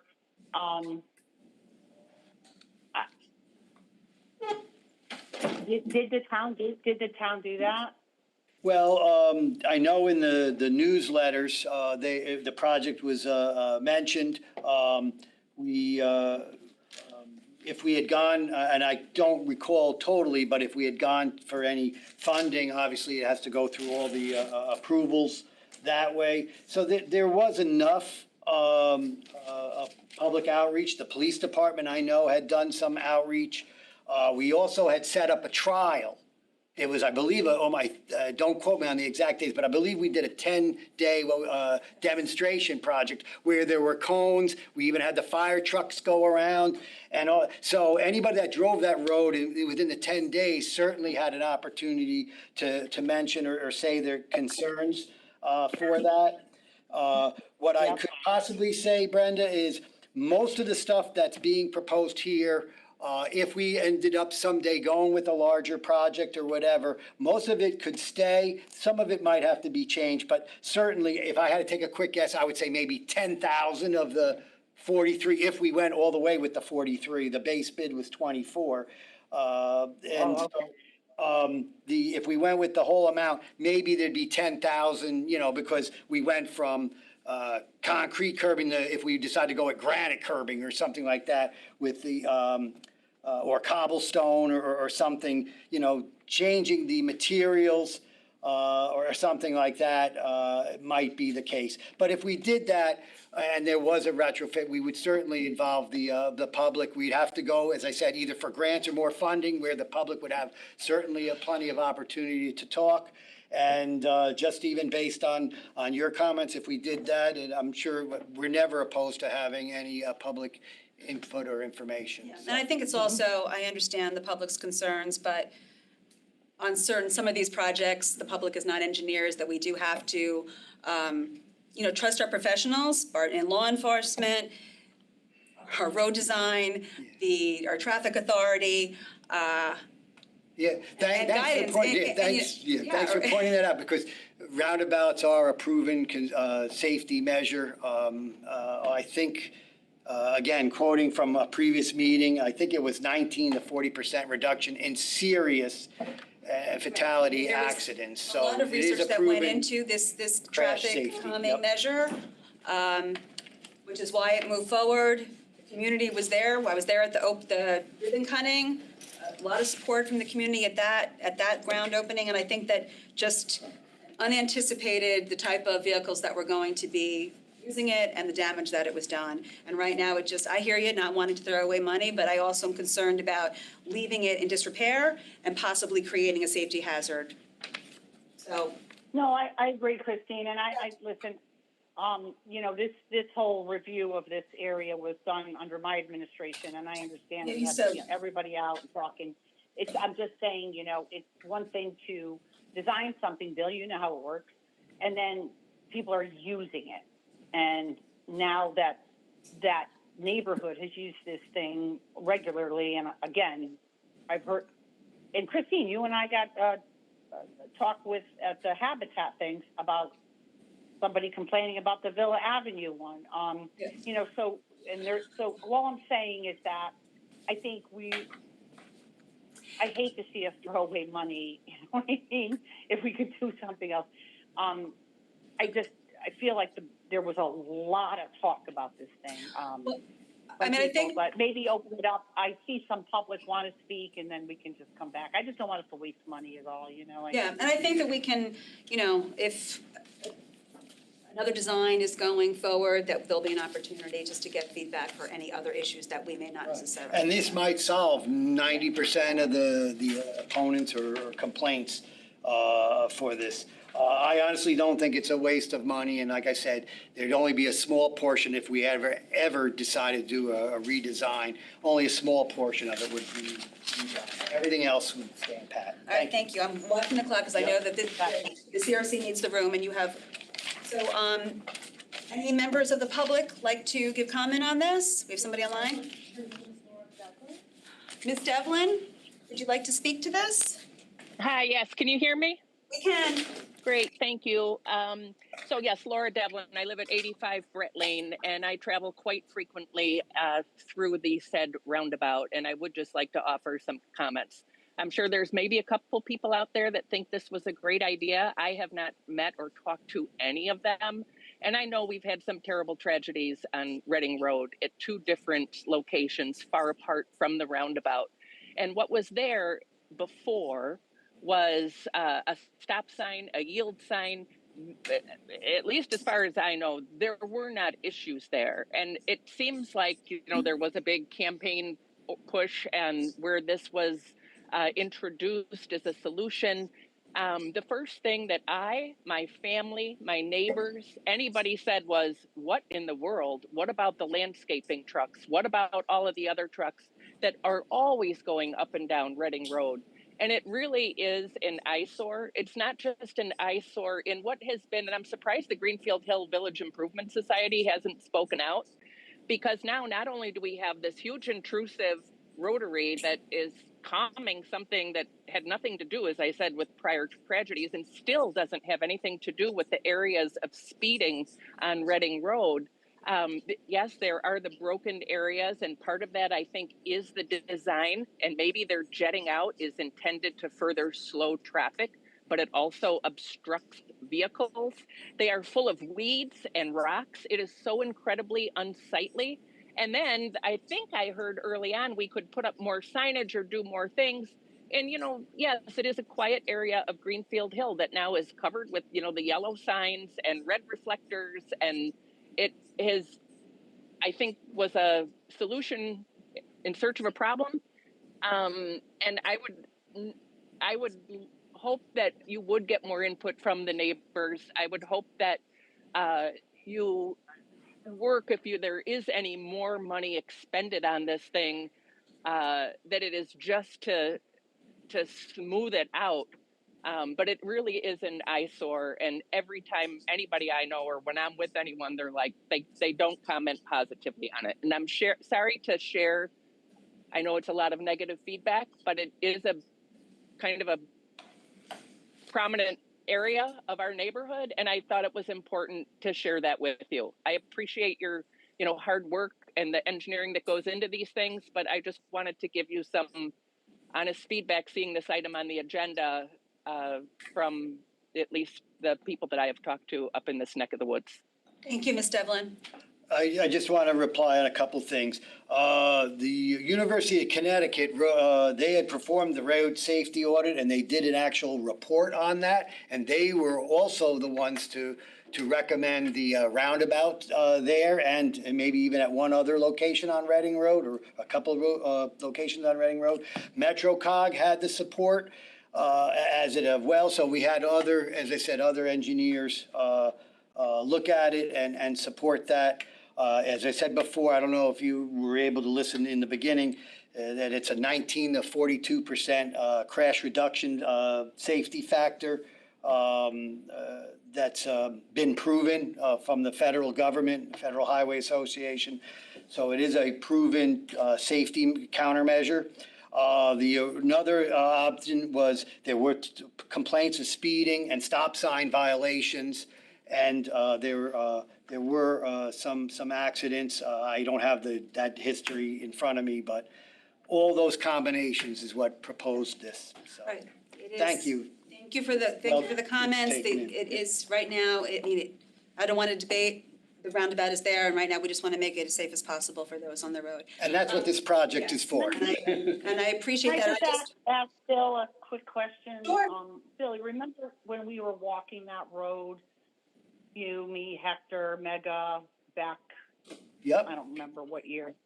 And remember how we were talking about how a lot of residents had encroached over the years onto the right-of-way, the town's right-of-way, and I forget what you and Hector call it, the getaway or get out of the way zone, because there's parts where people can't even get off the road, say if they're walking or biking, because someone has a stone wall there, or they planted ornamental trees right up on the road, and there's no way for them to even just get off the road to be safe. Has that been further explored since? Have you? Yes, actually it has, Brenda. If I recall, Representative Kit had obtained a $1 million grant on Reading Road, and coincidence as it be that Mark Barnhart and I had a meeting today on that project, Greenfield Hill improvements, what they were calling it. And one of the first phases was to hire a surveyor to complete a whole right-of-way and for Reading Road. And I believe that was done by the Beta Company. We have just, I believe they have just finished that. Mega, I know, is reviewing that as well. And so from there, that's the next step, is where we'll be hiring a consultant to do some further engineering on Reading Road, possibly looking at anything from walkway to either small or larger projects and improvements based on the Yukon Road Safety Audit and input. All right, thank you. And we can put an update on that on a future agenda. I want to get back to just really approving the money for the roundabout. Any additional? Somebody just raised their hand, Christine. Yeah, I don't know if. Yeah, any additional public comment? Chelsea Adams. Chelsea Adams?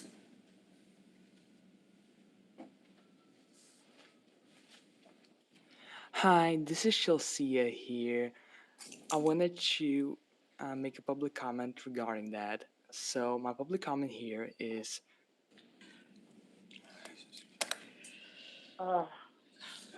Okay. Glad I got here. I apologize to the public, and thank you for shutting that down. Seeing no other public comment, let's take this to a vote. All in favor? Aye. Aye. Thank you very Motion much. carries 2-0. Thank you. Okay, moving on to number 11. Purchasing Authority and IT Director. To hear, consider, and act on authorizing the Purchasing Authority to enter into the proposed agreement between the Town of Fairfield and Frontier Communications of America, Inc. to provide SIP trunking and other Ethernet services as detailed in the Frontier Service Agreement dated July 9th, 2025, with the authority to enter into renewals upon similar terms and conditions. Mr. Toole, I don't know who wants to go first. Yep, I'll start it off. Just in terms of the purchasing policy, utilities are exempt, are considered an exemption. So we're good in terms of the purchasing policy. This is just, actually, if David, correct me if I'm wrong, but I believe this is actually just a renewal. But we're bringing it before you guys because it's a contract with terms and conditions that needs sign off for the charter. Okay, thank you. Ms. Kupchak, any questions?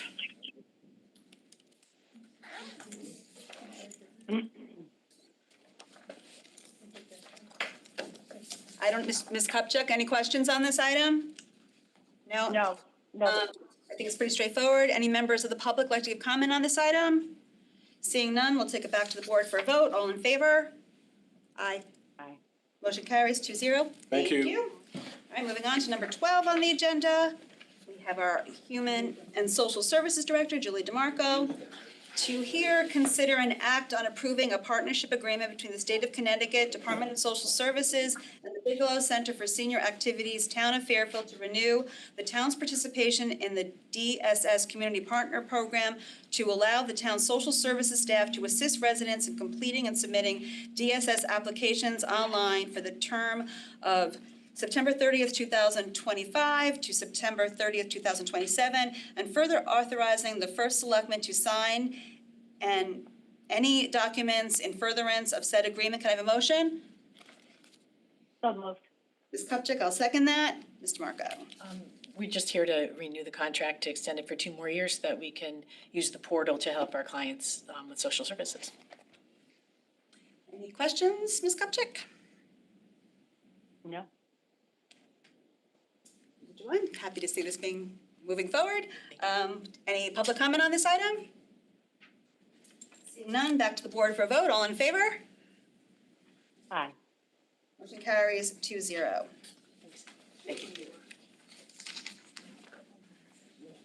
Okay, moving on to number 13, purchasing authority. To hear, consider, and act on authorizing the purchasing authority to enter into the proposed contract between the town of Fairfield and Blades and Govan Landscape Architects of Fairfield CT to provide engineering services and else necessary for the development of a short game facility adjacent to the existing driving range facility on Hoydens Hill Road as detailed in the Blades and Govan proposal dated May 23rd, 2025, for initial contract value of $10,000 for design and construction administration services, with additional authority to enter into necessary change orders in the amount not to exceed the approved funding for this project. Can I have a motion? So moved. I'll second that. Tulin? Hi, thank you. I believe this is my last one. It is.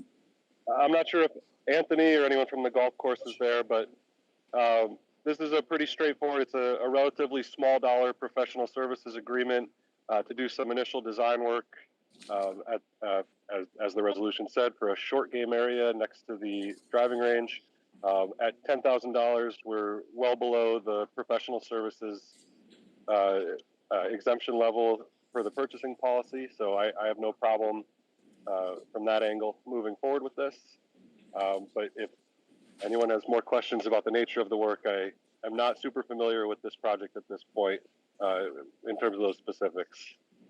Sorry. Mr. Calabrese, I see your name. Are you on? Yep, I'm here. Do you have anything to add? No, Mr. Tulin pretty much covered it. This is the second phase of our our upgrades to our driving range project. The whole amount that we were talking about, I believe, that was approved was $550,000. So between the driving range upgrades that we already did in the short range area, that's where this funding is coming from. So this is to get that design going. Thank you. Ms. Kupchak, any questions? No, I love this. I know.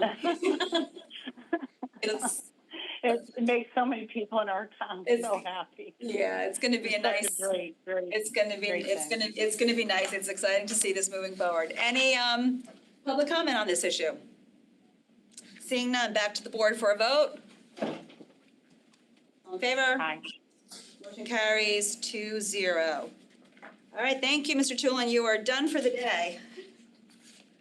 All right, number 14, refunds. To consider and act upon tax refunds as recommended by the tax collector in the amount of $17,311.75. Can I have a motion?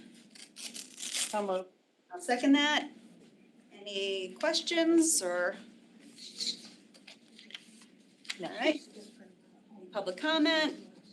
Seeing none, back to the board for a vote. All in favor? Aye. Aye. Motion carries 2-0. Acting First Selectman. We going to get an update for the School Facilities Working Group. We have Mr. Gazal here who can report out on that. All right, thank you. We had a meeting with Spiegels yesterday, who's our consultant for this study. During this meeting, we really focused on the 5 different options at the Dwight School. They were able to provide us draft cost estimates per each individual option. So we did look at that. We also reviewed the site plans. They were able to overlay the new build over what's existing now. So you're able to see where one of the options is a new build, where the new build school would go in comparison to the existing building. Just as a recap, we did receive MEP narratives, we received the geotech report, and septic reports for Dwight. So that will all be included in the final report. Spiegels is also working on finalizing cost estimates for the remaining sites that were all included in the RFP matrix. So we don't have any of those cost estimates for an individual 10 classroom ECC. We don't have those cost estimates yet. We're looking to receive those hopefully the first or second week August. And we are still on track for a final report at the end of August, as Mr. Peterson stated earlier. Happy to answer any questions. Chick, any questions?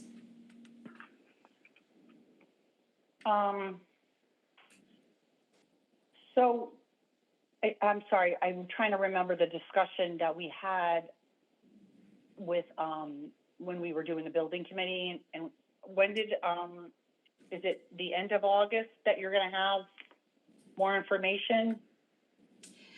Yeah, I was able to join this meeting yesterday. As reported, there were some initial cost estimates, hesitant to report those out right now because they were gonna go through and double check the numbers. I think that we also didn't have cost estimates on all the scenarios. That should be done in the next few weeks. You know, some of the scenarios at Dwight, just for the community, I know that they're anxious for some information. In terms of location, it's not necessarily up on the main field. They're talking about building into, next to the existing building, into where the back parking lot is, into the wall there. Some interesting designs. The Board of Education, I mean, I think that once this is finalized, there will be a public report out. It came up at RTM last night also. I think they're anxious to hear. And we can discuss, you know, Brenda, whether or not we want to do a joint meeting. I don't want to have them necessarily have to present over and over again, but they are on track. So we'll have some answers, I think, to be able to move forward in terms of next steps, in terms of staffing a building committee. Some of the questions that came up earlier about the future of the ECC, hopefully we'll have those answers at the beginning of September, which will be really important in the capital planning, which, just a heads up for you, your group, that I would want that to come before the Board of Selectmen for review before that capital planning workshop in the fall. So we have a preview of estimates and what's being put forward. I think if I left anything out on that, but yeah, but just to the point that you raised earlier about Mona Terrace, concerns about it being in a floodplain and the FEMA cap, that was shared by the working group, and the amount of options that are available at that site for the long term, there are some definite challenges there. As reported earlier, the building on the vacant building on that Giant Steps property is not viable to be renovated. That's going to have to come down. And I think that that's a to be continued, both with the Board of Education and just on the town level, of what we could possibly use that space for. I've heard a lot of different options, but that was not something that the working group focused on, aside from recognizing that it's part of the Parks and Recreation Plan, but also there could be a potential use for early childhood center. Where they looked at, Eli, did you guys look, are you gonna, I mean, to your point, Christine, is there gonna be any, did you guys look at any cost estimates of putting a building there? As part of, to do an ECC, a freestanding? yeah, as part of the matrix, we are looking into costs into putting a freestanding 10 classroom ECC on that property. Okay, that's helpful. Thank you. Yep. Yeah, we'll be getting those in the coming weeks. Mm-hmm. All right. Another announcement, Charter Revision. The Charter Revision Commission is meeting in 4 minutes in this room to finalize their report for preparation to the Board of Selectmen. You have 15 days to submit to us, within less than that. Oh, no. We have to submit by tomorrow. And we have to meet 15 days after we, we have to meet within 15 days after their submittal to us. So this will be on, right now, the plan is to have this on our next Board of Selectmen agenda. All right. Thank you. Thank you. Any announcements?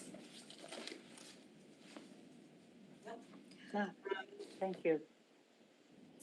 Just communication has gone out for the Celebration of Life ceremony honoring for Selectman Gerber. It's going to be this Friday. Sacred Heart is hosting. Please check your email and the press for details. It begins at 10 a.m. I want to thank, again, all of the town departments, Sacred Heart for hosting, and I think that it'll be a beautiful celebration of not only his time in public service, but also his many contributions to this community as a parent and a father, and through his fundraising efforts for Team Teddy. So I want to thank everybody for their planning, and again, on behalf of Board, Selectmen, and the town of Fairfield, we're keeping the Gerber family in our thoughts and prayers. And with that, can I have a motion to adjourn? So moved. I'll second that. All in favor? Aye. Thank you, and Brent, I hope your dad is, keeping him in our thoughts. We are Thank you, I adjourned. appreciate that. Thank you. All right.